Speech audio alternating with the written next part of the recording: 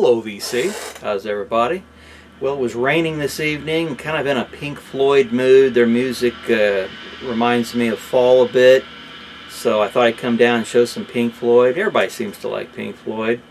Really nothing new. Most of you probably already know a lot about the group and the albums and what they sound like, but for those who don't, I thought I'd go ahead and show it. They're one of my favorite groups, way up there with like Tangerine Dream. Classic group. I don't have all their stuff, but I have most of it, most of the good stuff that is more high on my list of interest. Here's their first, Piper at the Gates of Dawn, 67. This is I think a second pressing from the UK. This is stereo. They're very psychedelic, beautiful poppy songs on here. Syd Barrett's really felt on this one. It's got that nice laminate cover, EMI. Yeah, this is a great one. This is on SCX 6157.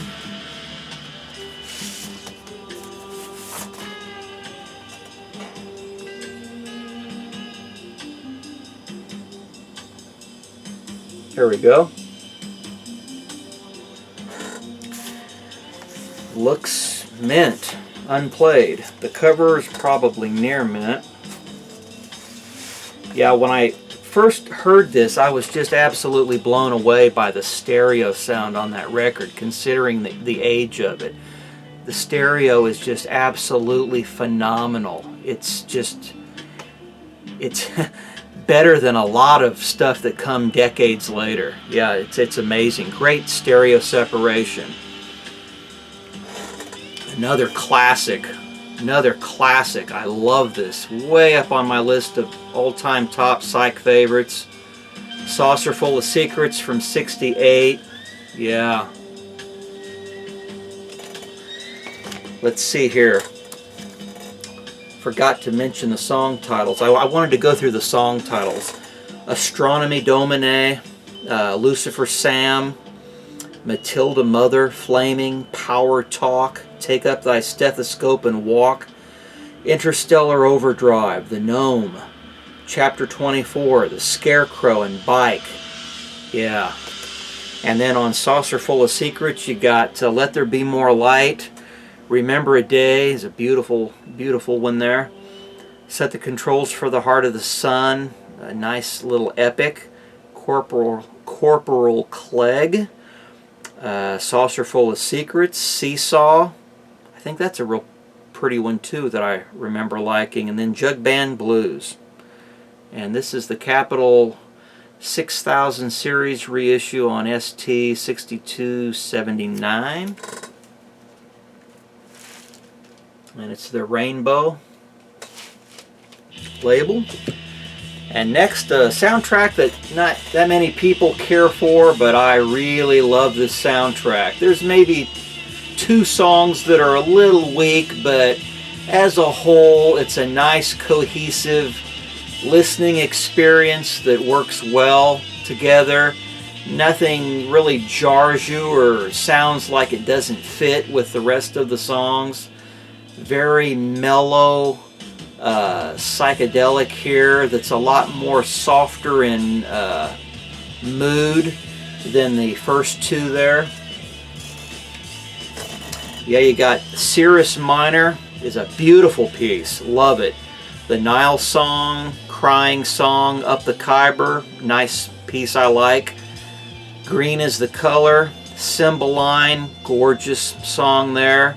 Party Sequence. Then on side 2 you got Main Theme, love that one. Ibiza Bar, that's a good one. More Blues, good. Quicksilver, one of my favorites on this album. A Spanish piece and then Dramatic Theme, kind of a reprise from the main theme. And this was a film, I think over in the UK. I've seen the movie trailer, but I haven't seen the movie. I think someone just uploaded it on YouTube, so I might watch that for the first time. I was always curious to see what it was like. And then next you got Umaguma, 2-record set here. Great album. What does that look like to you? Years ago when I had gotten this, I was listening to the album, looking at the back cover there, and it suddenly struck me at a distance as I walked up to the cover that was laying on the table, and I thought, I'll be dang, that looks like a, what do you think it looks like? And this is the unfortunately, the non-Gigi album cover there on the floor. They blanked it out. But yeah, you got side one is the live, recorded at Mothers, Birmingham and Manchester College of Commerce, June 1969. Astronomy Domine, Careful with That Axe, Eugene, Set the Controls for the Heart of the Sun, and A Saucer Full of Secrets. Now these are a little bit different. They sound a little bit different than the studio albums, which I kind of like. Every time they do these songs in concert, it's a little bit different. Some are better, some are worse. These are okay, but I prefer the ones possibly from Live at Pompeii. They just have a lot of echo in there, and I don't know, reverb, and just something. The atmosphere is more dense and eerie. And then on side 3 is your studio album, and it starts off with Sisyphus, part 1 through 4, and that's basically highlighting Richard Wright. And then Roger Waters steps in and kind of does his stuff with Grantchester Meadows and several species of small furry animals gathered together in a cave and grooving with a pict. Is that a long song title or what? That may be the longest I've ever heard. Well, it's definitely longer than Itsy Bitsy Teeny Weeny Yellow Polka Dot Bikini. And I'm thinking, what's the shortest? Maybe If by Bread. And then on side 4 you got The Narrow Way with David Gilmour, you know, giving us his skills. This was my favorite. It was called The Narrow Way, parts 1, 2, and 3. That's a standout for me on that particular lineup of the 4 different members. And then finally you got Nick Mason on the Grand Vizier's Garden Party, part 1 Entrance, part 2 Entertainment, and part 3 Exit. Yeah, from 1969. This is on STBB 388 on the wonderful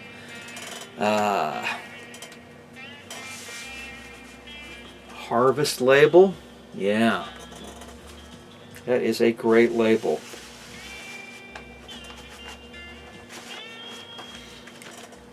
And then next is Adam Hart Mother. Now on this one the group shifts a little bit. They go into experimental mode, doing something a little bit different than they've never done before. They collaborate with an orchestra, a backing orchestra with a lot of brass section in there, but it works. Very unusual. Very unusual. This took a little while to grow on me, but I came to really enjoy it and appreciate it many years later. Yeah, you got side 1, Adam Hart Mother, which is Father Shout, Breast Milky, Mother 4, Funky Dung, Mind Your Throats Please, and Remergence. And then on side 2, If, and then a beautiful piece on this album that I wish they'd play more of, Summer 68. Just a gorgeous piece, one of my favorites off this album. A little bit more commercial mainstream sound. And then Fat Old Son, and song 4 is Alan's Psychedelic Breakfast. I really like this piece too. But yeah, Adam Hart Mother on side 1 is the long kind of experimental piece with the orchestra. Yeah, great stuff here. 1970. See, this was on SHVL 781, a UK press. And then next is one of my favorites, Metal from 1972. Great album here. This is probably in my top 3 favorites. Still in the shrink. I peeked inside there and it looks like a black and white photo of the 4 band members lined up there. And this was just a great album. Yeah, this was the first one I bought. You know, I love Echoes on here. One of These Days. You got One of These Days, A Pillow of Winds, Fearless, Saint-Tropez, and Seamus with that dog howling. Yeah, nice one. Nice one there. SMAS 832. And then a compilation from the UK. This was a later compilation, I think, from 71-ish, 73 possibly. And this is on MFP 5397, Music for Pleasure.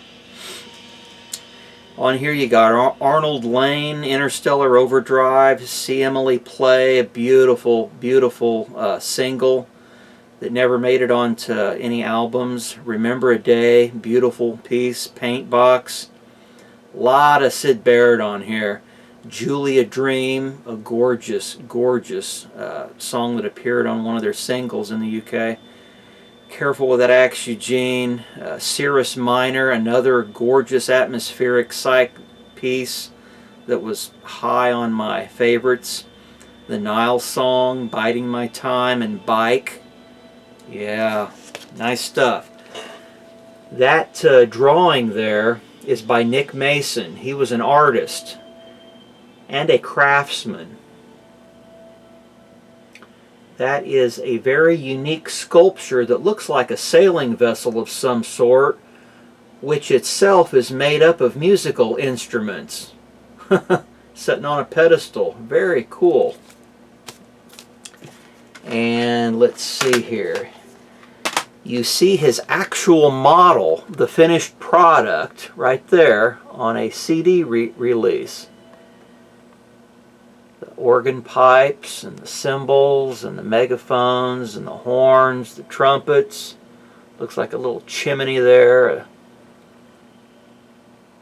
Very cool. Drums. Yeah.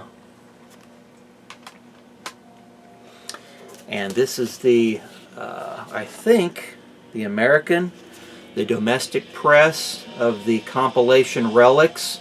Different artwork. Also from 71. I've seen this in the record bins just a few times, and it usually has a white, pure white cover, and it's smooth and glossy. This one here is a matte finish with a texture on it, and it's kind of an eggshell off-white. I like this artwork a lot better, just more eye-catching. Those little curio masks there, I guess they were about the size of a human face with a little slit at the bottom, and probably one of the group members has their tongue sticking out at the base of each one. A bizarre collection of antiques and curios. And this was on the Harvest label. Nice piece there. Great album. And next is what everybody's heard and knows best, knows Pink Floyd best by, Dark Side of the Moon, 73. An absolute masterpiece, perhaps of all time around the globe. just absolutely killer. I think this album was on the Billboard Top 200 charts for 741 weeks. Let's see here. Yep, 741 weeks. It sold 12 million copies. Entered the charts on 3/17/73. Went to #1. Yeah, just a phenomenal album. Alan Parsons of the Alan Parsons Project was the engineer on that album. He did a superlative job. Superb. The sound quality is just to a T. Yeah, even his Alan Parsons Project albums, you know, I, Robot and Pyramid and Tales of Mystery and Imagination have such good sound quality on them. I wanted to show you inside the cover here. Let's see here. There it is. Yeah, this came with 2 stickers there and poster. I think these are almost 2x3 when they fold out. And then a second poster there with the Egyptian desert and the Giza plain and the pyramids. And then next is another classic way up on my list of favorites by the Floyd. Wish You Were Here, 75. Excellent album. You have Shine On You Crazy Diamond, Welcome to the Machine, which they did a really cool animated video for MTV and VH1. I think someone's recently removed it. And then on side 2, Have a Cigar, Wish You Were Here, and Shine On You Crazy Diamond, part 6 through 9. Yeah, great album. And next, now I have no excuse for not having this in shrink wrap and all minty fresh. It's my own fault. I bypassed it in the racks, you know, always in favor of thinking that I had something better picked out. And once I discovered how crazy good this album was, I regretted waiting so long. But when I lived up in Kansas City, you got that little pig up there floating. Yeah. A cool prop to promote their album, and then they did that in their concerts. But when I was up in Kansas City, I lived up there till about March of '91. I moved up there in '78. So I was up there about 13 years, and next door neighbor, Jack Sasson, he was there in the latter '80s up till the time I moved away. He and I shared a lot of the same music interests, and he had a pretty good collection too. And right before I left, I think it was about '90, I picked up this album from him. And he's got his name here. It's kind of a nice commemorative memento to remember him by.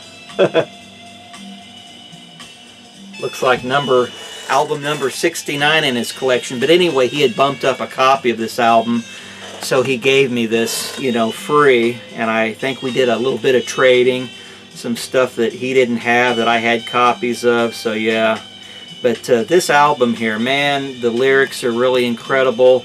For the guys being in their late 20s, early 30s when they did this, you know, they had a real good.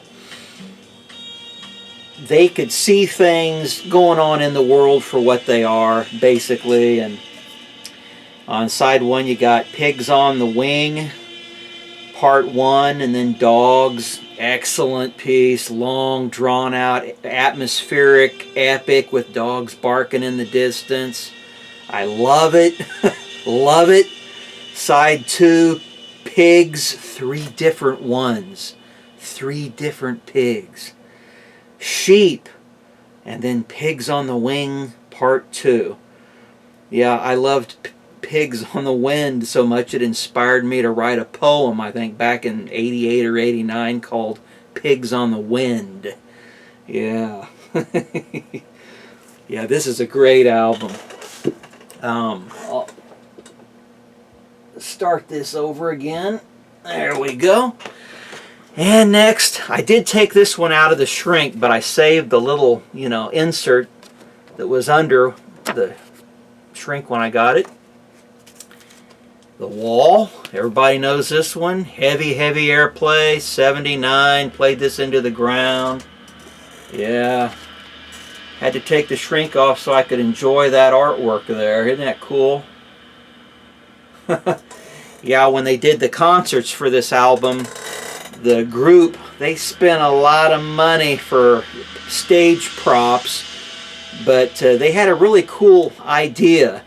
They would build a giant wall out of huge styrofoam white blocks to obscure themselves from the audience. So as the concert progressed, the wall built higher and higher, and all the audience couldn't even see them. I thought that was a cool idea.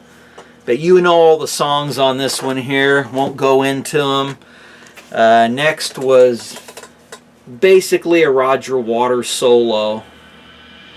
Didn't care for this one too much. Of course he lost his father at a very young age of, I think, 3 or 4 in World War II. So he's, lamenting on this album.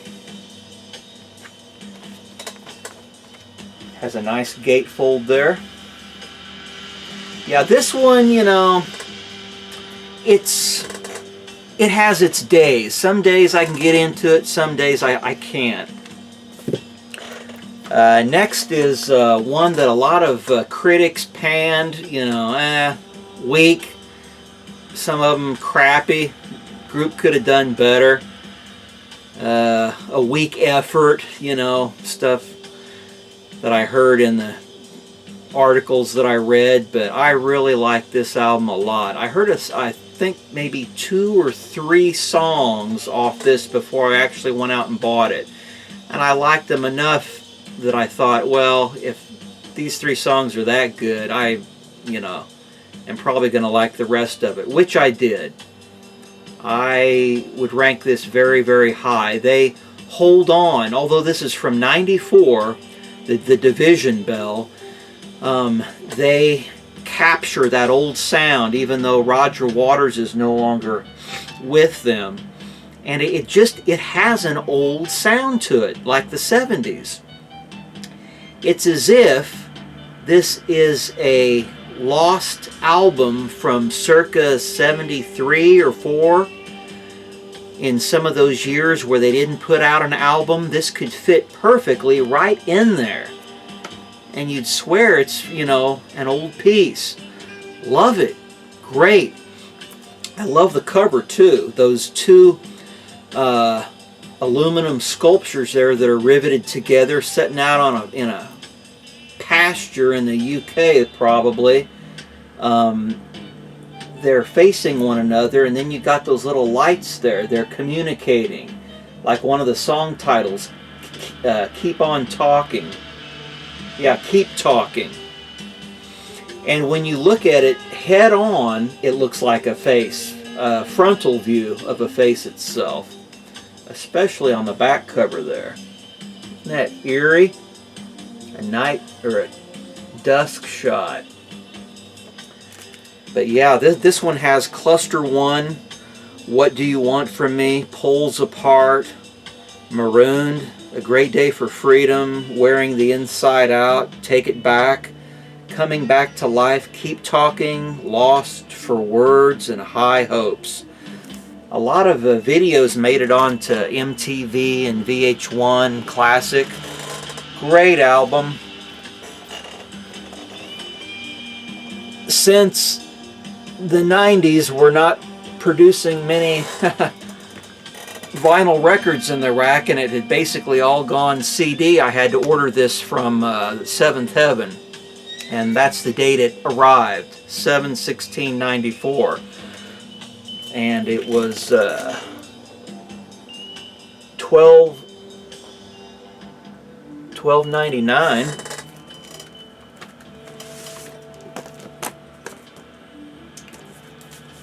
And this is an original. This is the original, not a repress. Beautiful sky blue vinyl.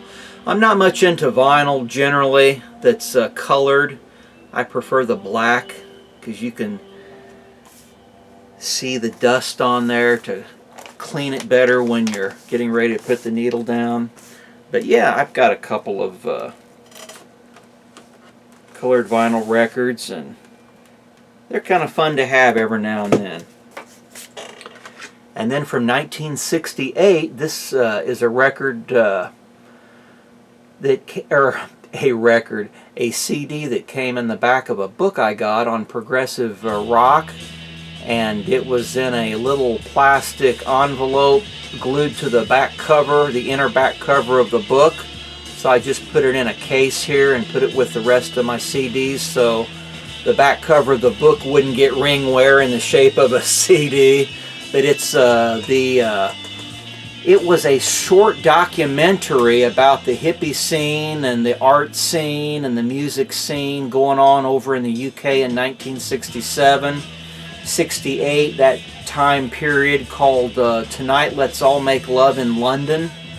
A really nice little piece. I think you can watch it on YouTube. There's a short version and then the full-length version. One version focuses on Pink Floyd's music, which is about maybe 26 minutes. The other's close to an hour.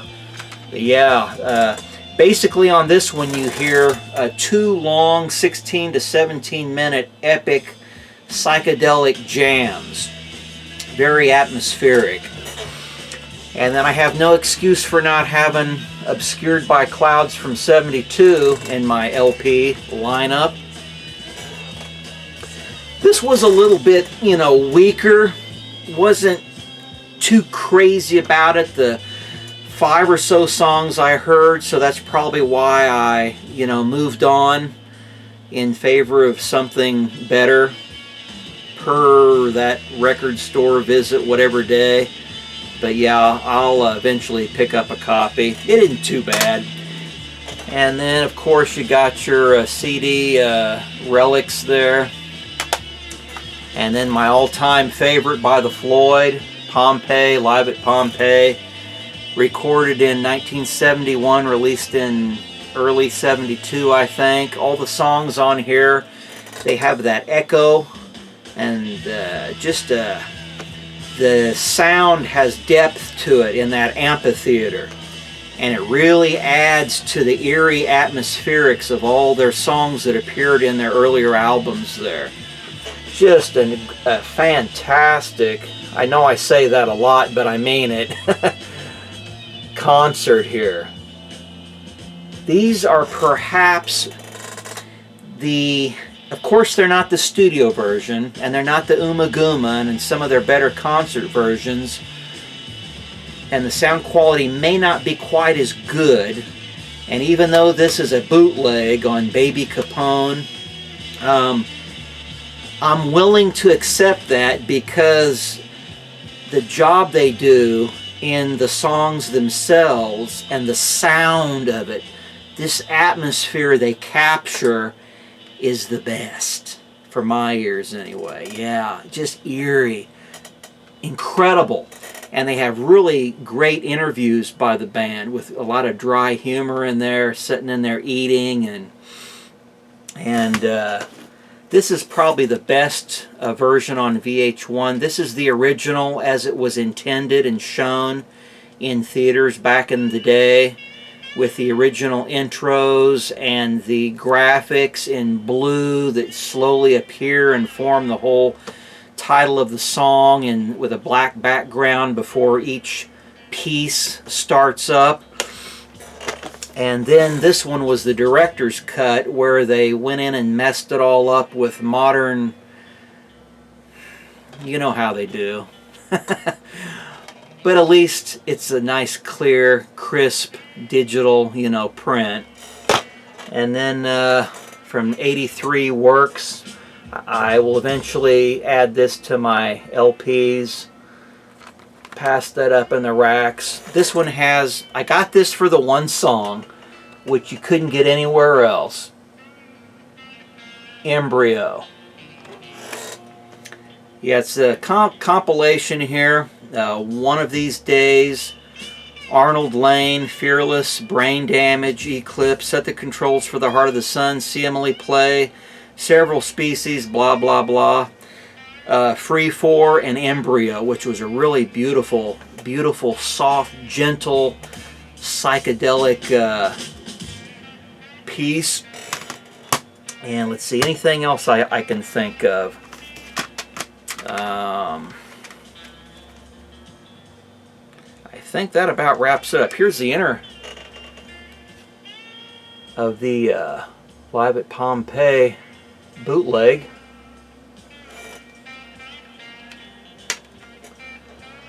Kind of cool there. So that wraps up the Pink Floyd. Great group. Way high on my list. Hope you enjoyed, everybody. Take care.